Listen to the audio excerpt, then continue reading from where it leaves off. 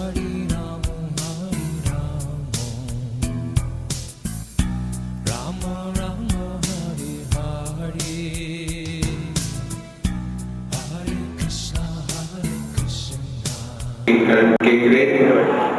are very glad and honored to have him here. He is a renowned ENT surgeon and is currently the director of the Lions Gauranag Prabhu Hospital. He is a member of the Lions Club in Science, of the Indian Medical Association, of the Indian Hospital Association, of the Indian Society of Healthy Administration, the Association of Otolaryngologists, and he is a recipient of many awards, primarily being the Lions International President Award and the Lions International Leadership Award. He has also received many appreciation awards for various social services. He is very well known for the extensive social work he has done and the various activities he has been doing over the many years for community betterment. He is a respected speaker in various clubs like the Lions Club and the Rotary Club. Thank you very much, Dr. Kengre, for being here. I would request Dr. Neela Vale to please hand over the bouquet to Dr. Kengre.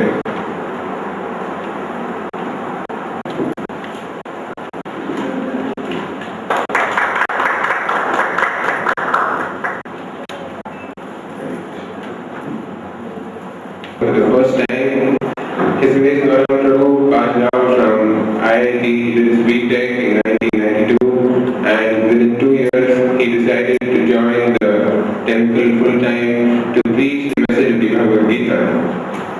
He is a charismatic speaker and is known for his mesmerizing lectures all over many colleges. He heads the youth preaching program in the Sri Gauranag Temple.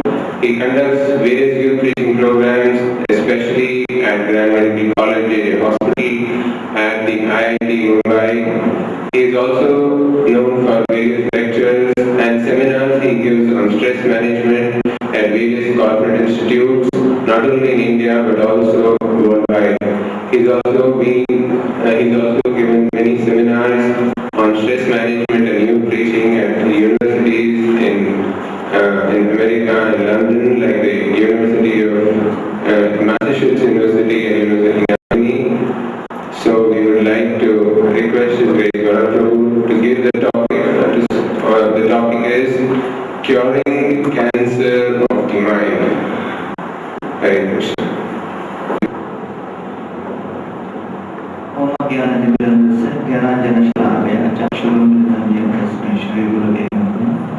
नमो विष्णुपदाय कृष्ण कृष्णाय भूतले श्रीमते भक्तिवेदांत स्वामी नामिने नमस्ते सरस्वती देवी गौरवाणी प्रचारिणे निर्विशेष शून्यवादी पाश्चात्य जय श्री कृष्ण चैतन्य प्रभु नित्यानंद श्री अद्वैत वेदांत श्रीवासदि गौर भक्तवृंद हरे कृष्ण कृष्ण कृष्ण हरे राम राम हरे Krishna. Very good morning to the esteemed audience today. With the permission of the chief guest and senior doctors, I would like to make this brief presentation on curing the cancer of the mind. So as doctors, all of you are dealing with cancer of the body. Bhagavad Gita is a literature which specializes on dealing with problems and various kinds of diseases which plague the mind. Background of the Bhagavad Gita is Arjuna, a very successful warrior, was suddenly crippled just at the beginning of a major event. The two armies were poised to attack each other, and Arjuna, with all of his knowledge and experience at his disposal, could not move because his mind would not allow him to fight. Therefore Krishna exhorted Arjuna, telling him that you acquired so many weapons from the school of Dronacharya to subdue your external enemies. But I think Dronacharya never taught you any skills on how to deal with your internal enemy, which is the uncontrolled mind. Therefore, Krishna says in Bhagavad Gita, Bandhuratmanastasya atmaivadvanajita anatmanastashatrutve vartetatmaiva shatrava. Uncontrolled mind is greatest enemy and controlled mind is one's greatest friend. No college, university, institution in the world which is officially sponsored by the government teaches how to control the mind. So all of you may be highly successful in your own profession, but you have never acquired this systematic training of controlling of the mind, and this is one of the reasons why even the most successful, powerful businessmen, technocrats, doctors all over the world suffer from depression, lack of motivation, anxiety, stress. And therefore, it is an embarrassing situation that on one hand, externally society recognizes us to be something, but internally we are suffering miserably, unable to express our misery to others. And therefore, Bhagavad Gita comes to our rescue, and these programs like Sanjeevani are especially very beneficial because it helps us understand our own system much better. Our system just doesn't consist of the body, but it consists of body, mind and soul. And therefore, what are the dynamics of this whole system? And what do you do when something goes wrong within, especially the mind? Just like all of you who deal with the computers are aware that the most important part of the computer is the hard disk. If the hard disk crashes or is corrupted, you can't do anything. It is like the core of the computer unit. Although externally you may only see the screen, but one who is dealing with computer technology understands that one computer is distinguished from another computer based on the power, the strength, and the speed with which the hard disk or hard drive works. Similarly, the mind is like a hard drive, and if there is a problem with the mind, it is like a hard disk crashing. So there are corrupted files, and these corrupted files delay the functioning of the computer. Similarly, the corrupted files influenced by greed, pride, lust, envy, anger and illusion, they create a problem for the functioning of the mind, and therefore one experiences difficulty in regular dealings. Therefore, if all of you are looking for a better quality of life in terms of your profession, family and society and other dealings, then these kind of seminars help you understand the intricacies of the working of the mind and how to deal with it. So these have been a series of lectures being conducted in Sanjeevani, and we have had various topics of common interest, and one in such series is this curing the cancer of the mind. And with this background, I would like to go ahead with this particular topic. So we'll discuss what is the mechanism of the mind, and what is mind cancer, and what is cancer cure. So as far as mechanism of the mind is concerned, this whole series is very interesting. That all of us have a consciousness within, and attitudes which we have towards different kinds of things in life determine our perception, and perception determines our behavior, which is a very important thing. When I speak of attitude, it means the kind of feelings I have towards certain things, and then that determines the memory, and that governs our thoughts, and accumulation of all of these thoughts ultimately determines our consciousness. Therefore, we have to appreciate that unless and until we have an idea about the working of the mind, we cannot actually control it. To control something, you need to know how it works.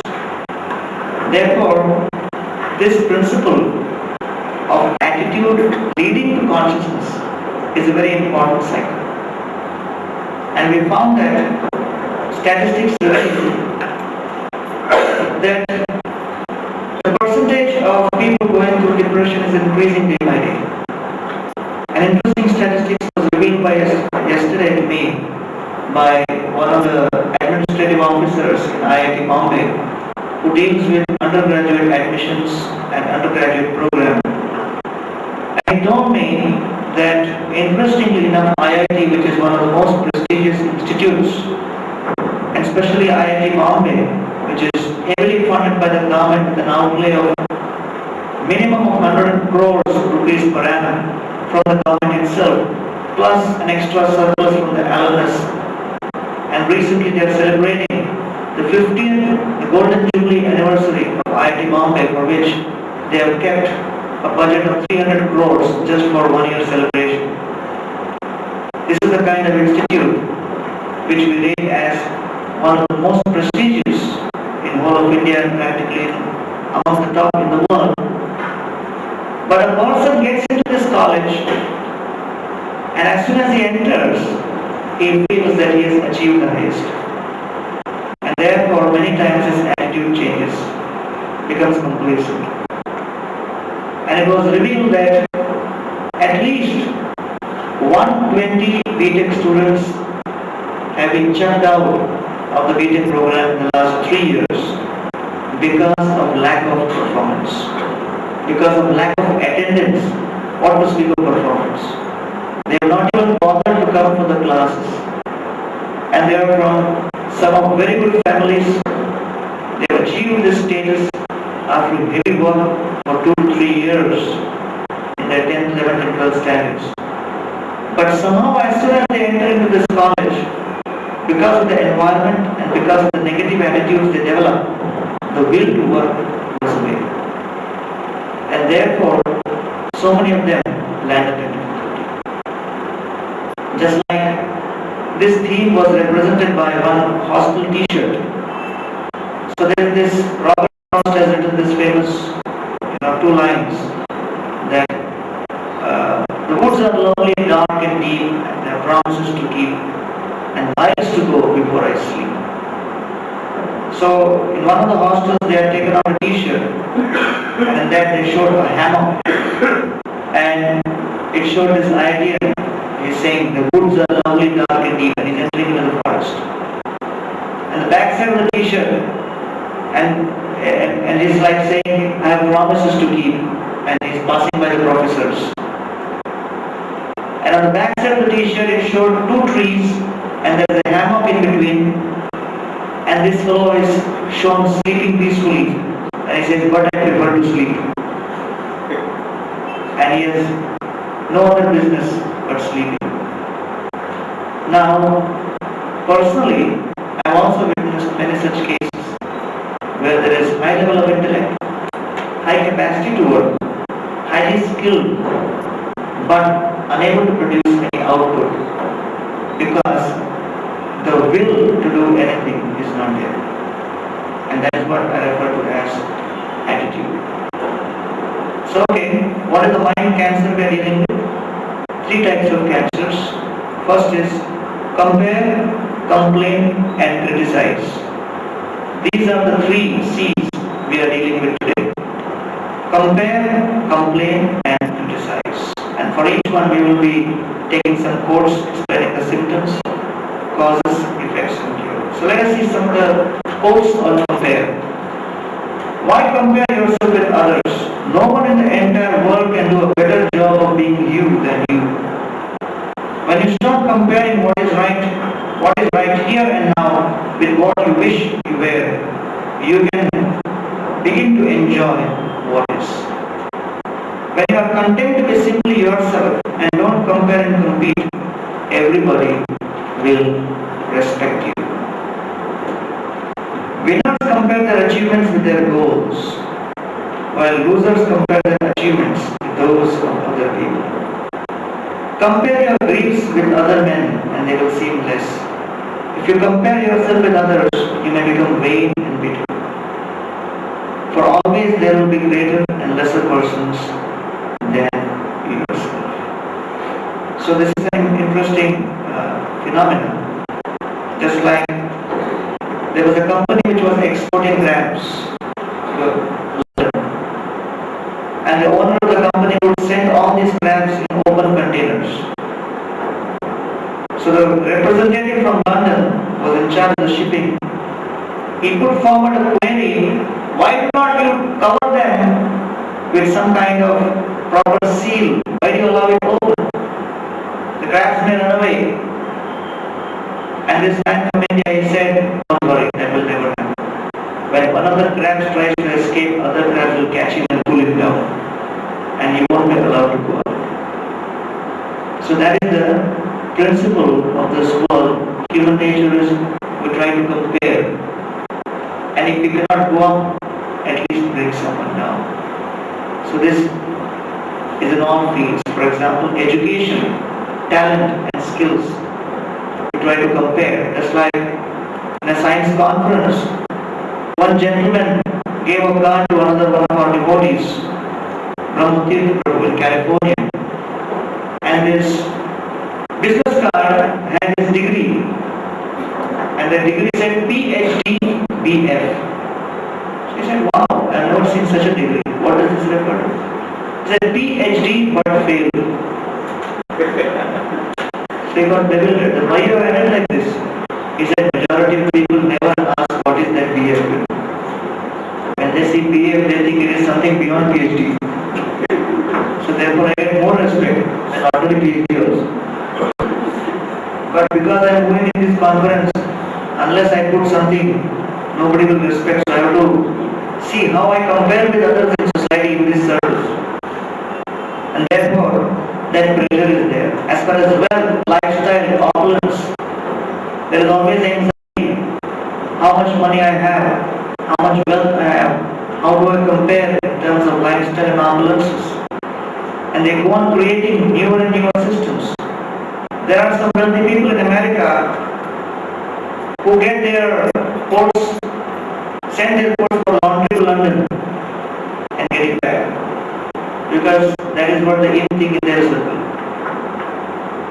If you have wealthy people in America, they get so poor that they decide that since we don't have any work to do, how to spend our time.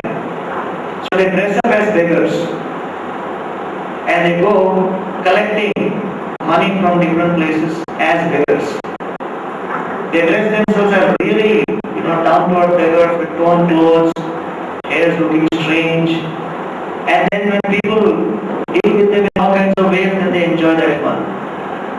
And then when they collect whatever little money they get, then they bet on that, who will collect more money. And then based on that, because they have the gambling instinct, that doesn't go away.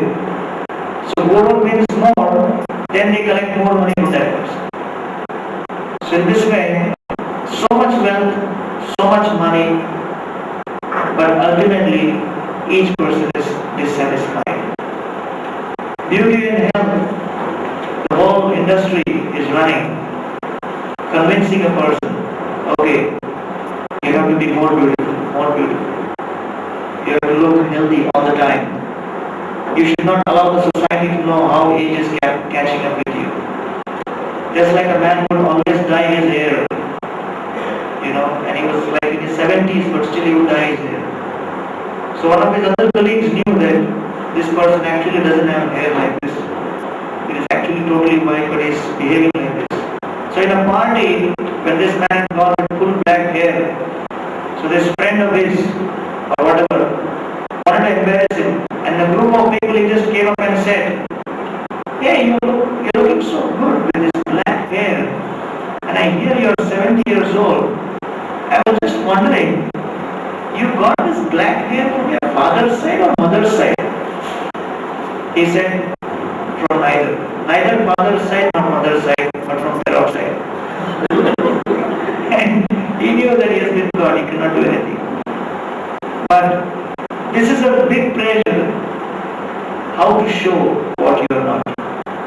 And then as far as position, prestige, power is concerned, there is another big pressure.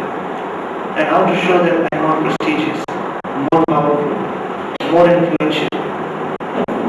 And as far as fame and reputation is concerned, one is an anxiety.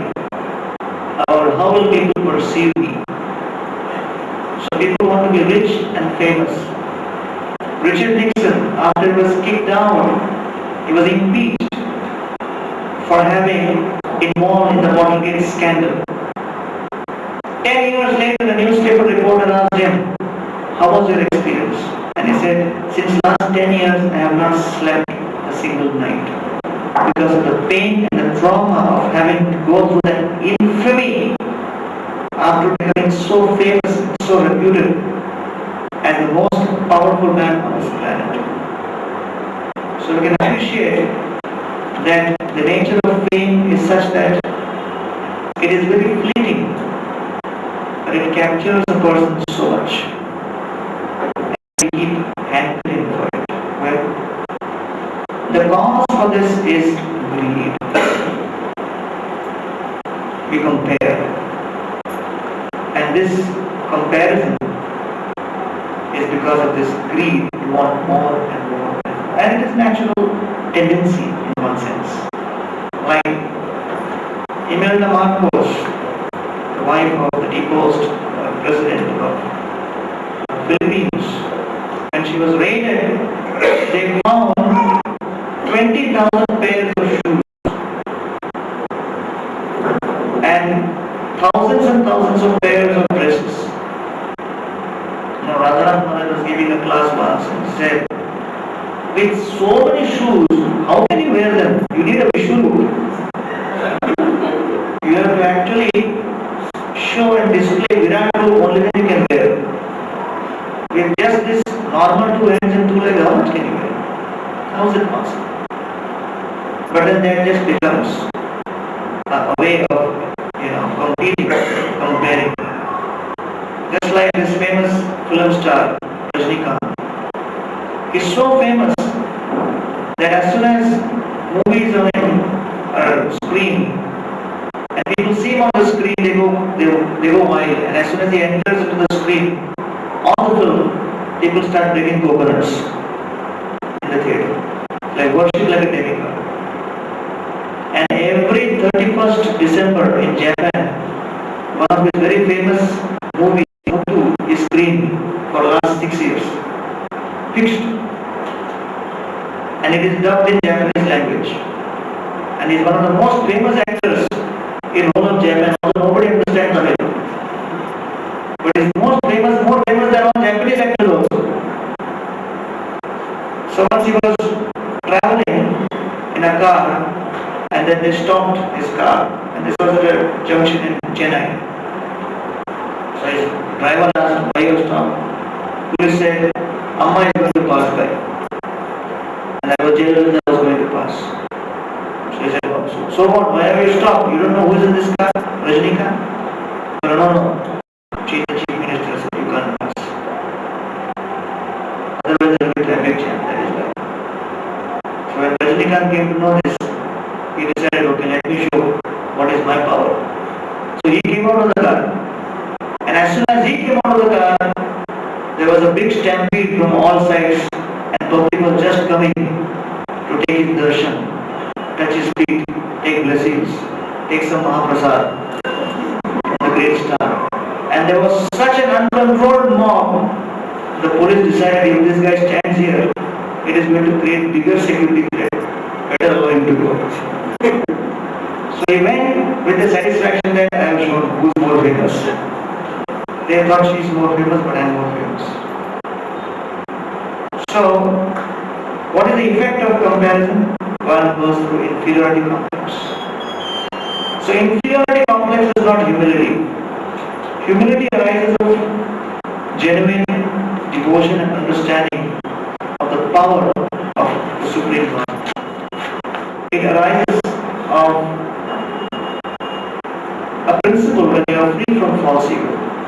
Inferiority complex arises out of frustrated false ego. Therefore, inferiority complex is also called frustrated lordship. And therefore, one should not think that when somebody has this inferiority complex, he is displaying humility. And also, genuine humility gives rise to enthusiasm.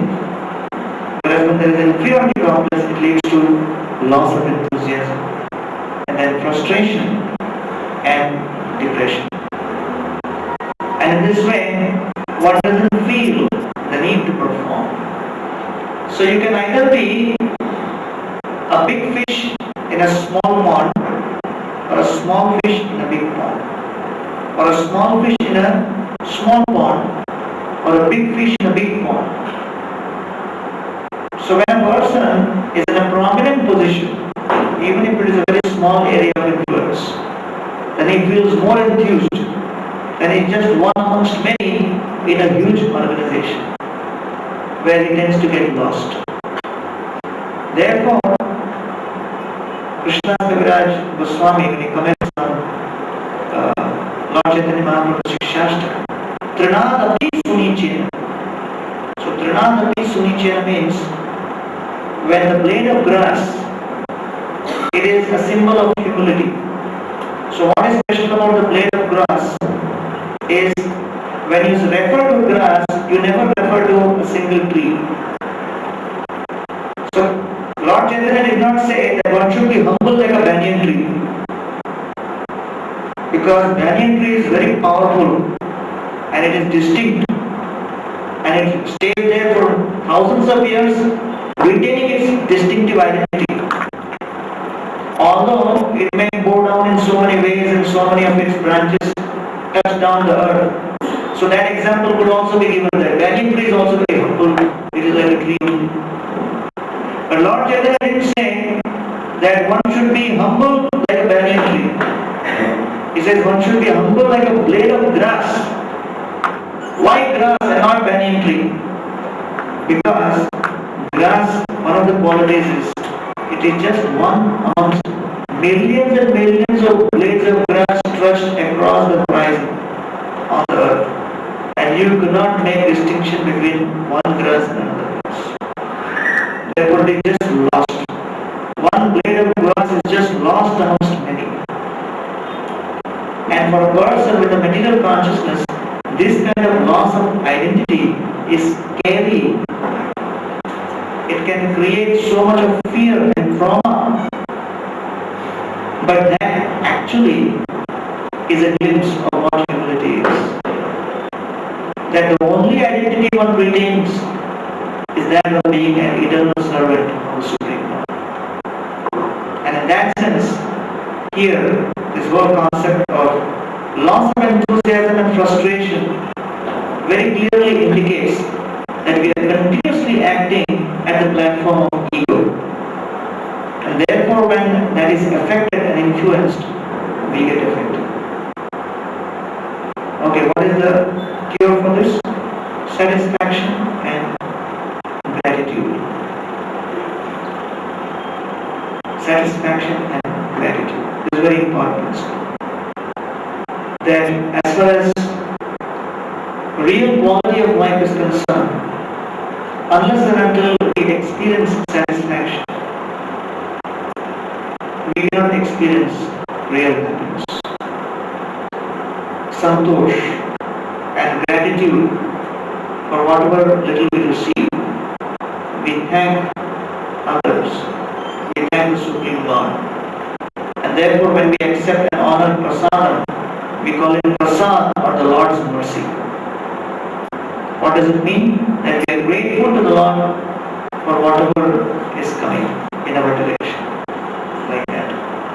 So for example, in my experience, because I also organize distribution of prasadam in various festivals, and many times I have this observation that when people are sitting in rows and you start distributing prasadam, so many times everybody has an anxiety whether we will get the item or not.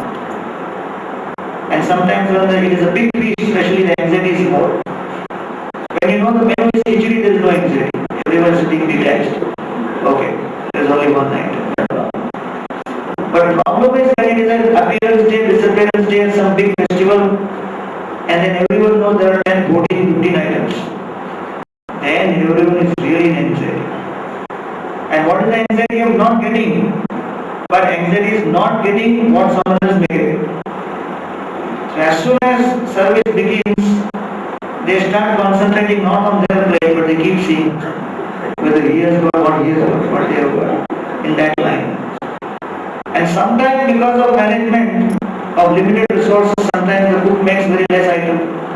Sometimes 3 sabjis are there but 2 sabji make less. So sometimes we allow one sabji to go in one row and another sabji to go in another row, thinking that nobody will know. But somehow their head turns full 180 degree behind. And they check what's going on in the other rows and start demanding, I didn't get that. Plate is full. 10 items are there. But I didn't get that, but you gave me that. So, Hare Baba, everyone is getting just divide, you know. So therefore, this is psychology. That even we have so much, we have sufficient food to sleep, we have sufficient air to breathe, sufficient water to drink, sufficient food to eat, but still the mind will keep pushing.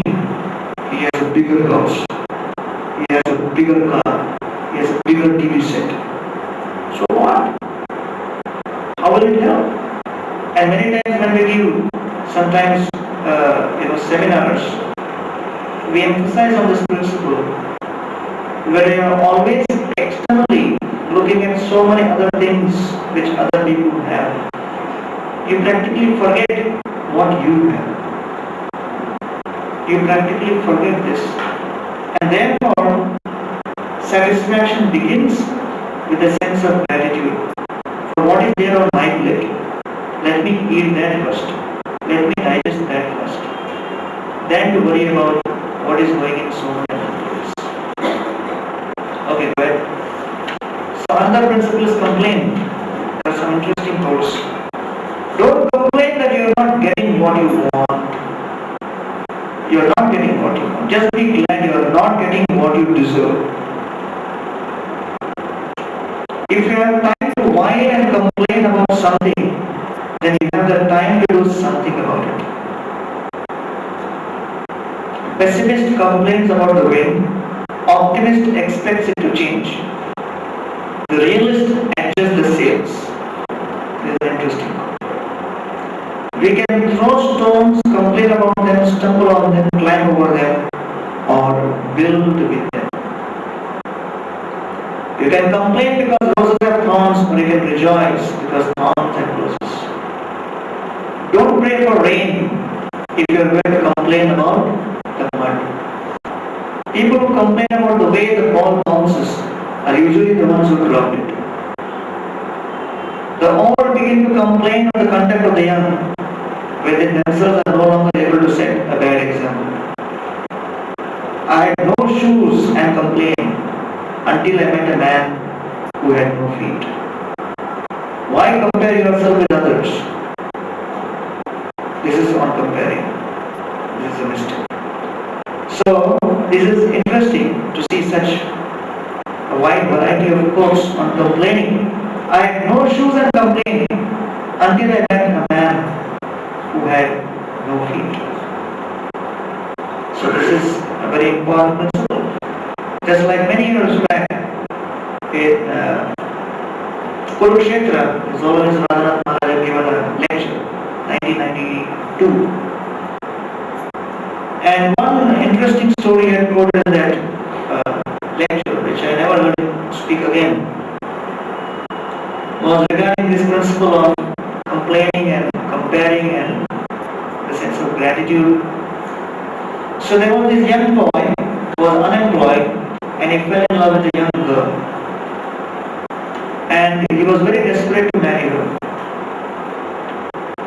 But what happened was the father rejected this boy's proposal because he didn't have any money. So the boy was very morose. His friend came and said, "What's the problem?" He said, "I wanted to marry this girl but I've been kicked out, I have no job, no money." So this friend said, "I will help you." And he goes to the girl's father. And he tells the girl's father that recently when my friend came and he wanted to marry your daughter, you rejected him.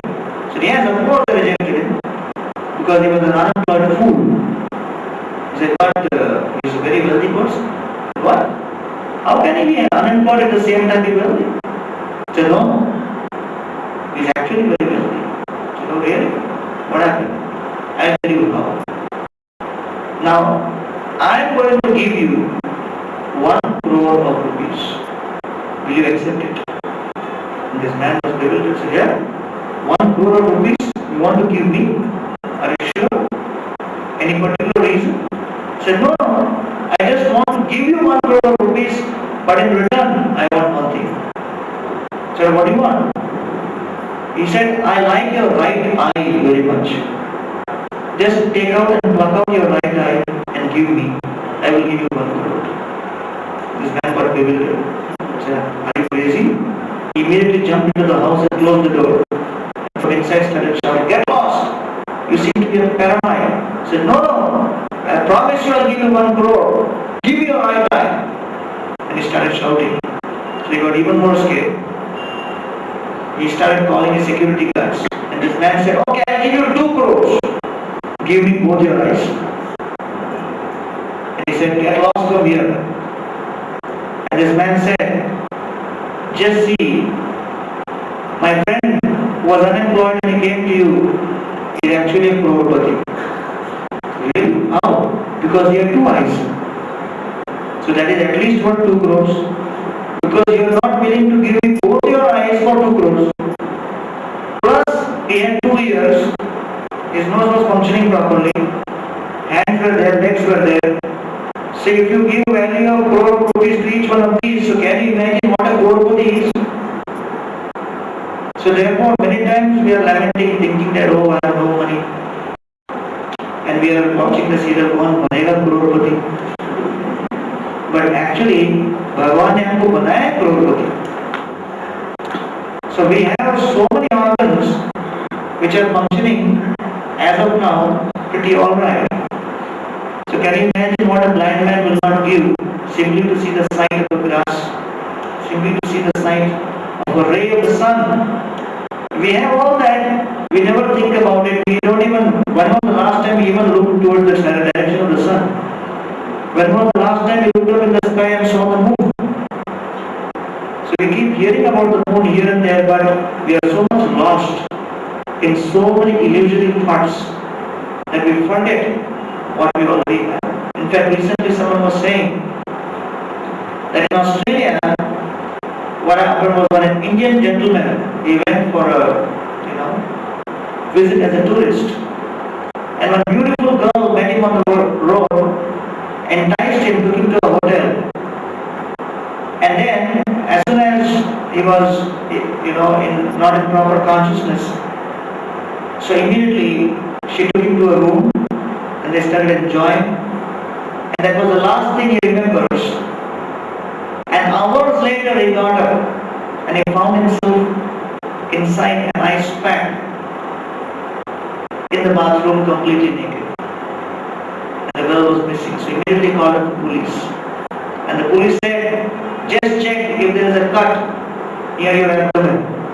And he said, yes. So I said, oh, sorry to inform you, you have just lost your 1 kidney. There's a big racket going on. And there are so many girls who move around and then they drop a very, very powerful medicine which puts you to sleep for several hours, and during that some expert doctors come, take away the kidney and they sell it. And mind you, the biggest demand in the world right now is for Indian kidneys, made in India. So why? Because Western people, by the time they are 15, 16, take so much drugs, so much alcohol, so many other things, their organs are practically finished, not good quality, not working properly. Their organs are like Indian vehicles many times. But Indian organs, because of vegetarian diet, simple food, simple life, is working like Mercedes Benz. So therefore Indian kidneys are greatest in demand. So one has to be very careful and one should be so grateful that we have an Indian body in many ways. Where many times people are lamenting, oh, if only I was born in America, I would have an American passport, I would have here like this, like this. So many things we are not aware. And there's a big racket going on to steal Indian kidneys. So you can imagine. So here, as far as complaint is concerned, that this is a very, very interesting phenomenon, that one undergoes personal suffering, mismanagement, injustice, and misbehavior, like that. So, this is a very, very important principle. What is the suffering one goes through? When one goes through suffering, one thinks that, okay, I am the only person going through this. And one starts complaining heavily. And there is complaint about mismanagement, complaint about injustice. And why did this happen to me? Why does this happen to us? And misbehavior, that I was at the receiving end of something not correct. So we are living in an imperfect world, and we are in the midst of people who are also imperfect. Naturally, any systems created will have inherent defects, and we cannot avoid that. Therefore, we have to understand that yes, as far as setting the system right, we have to take steps. But when we refer to complain, it means that rather than contributing positively to correct the situation, or sometimes to hide our own lack of performance, we indulge in this activity of complaining. And especially if someone has no previous experience of managing things, of being in a position of responsibility where he actually takes up certain important role, it is very easy to complain. But when one actually takes up a role of responsibility, he realizes how difficult it is to achieve certain targets, how difficult it is to get a group of people with diverse kinds of mindsets to start working towards a common organized goal, and how many problems come up in that endeavor.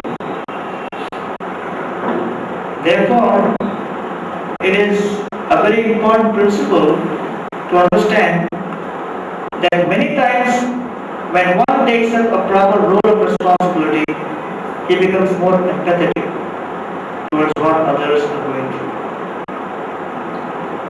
So here, this is a very, very important principle, that one starts blaming and complaining about everything possible, from management to God, as a whole range. And it is very common that when there is personal suffering, one tries to search for, okay, who could be responsible for this? When there is success, we don't even bother to make any search. As soon as there is success, there is no doubt who was responsible. We don't even need to mention it. It was your humble self.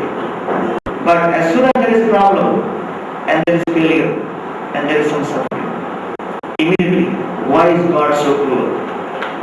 Why does He do this to us? Why does He do this to us? Why does He put us in this kind of situation? And this kind of stereotype image is even enhanced by Bollywood movies, where they will never mention God anytime. The hero will never glorify God. But when something goes wrong in his life, because of his own foolish activity, then they will show him going to a temple and demanding from the deity, why did you do this to me? And the whole audience gets this subtle message. Anything goes wrong means that person sitting in temple, he is only responsible. Otherwise, for all the good things happening, I am there to take care. So therefore, this kind of complaining attitude doesn't take us anywhere. And so, this is a very, very important principle. And as far as mismanagement and injustice is concerned, this is also a very interesting principle.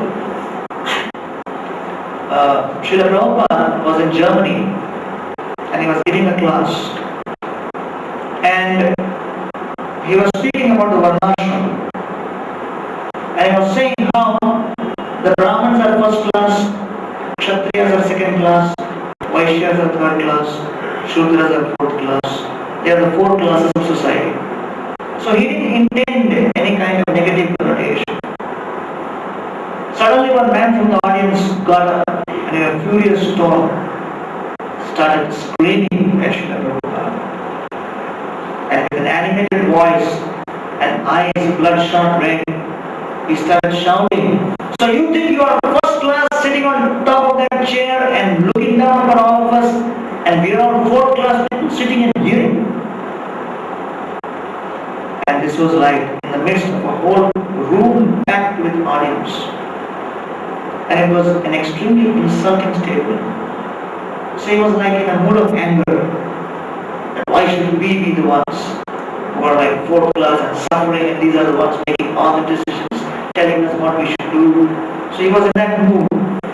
And as soon as he said this, some of Srila Prabhupada's German disciples, they were all on all sides and towards the door.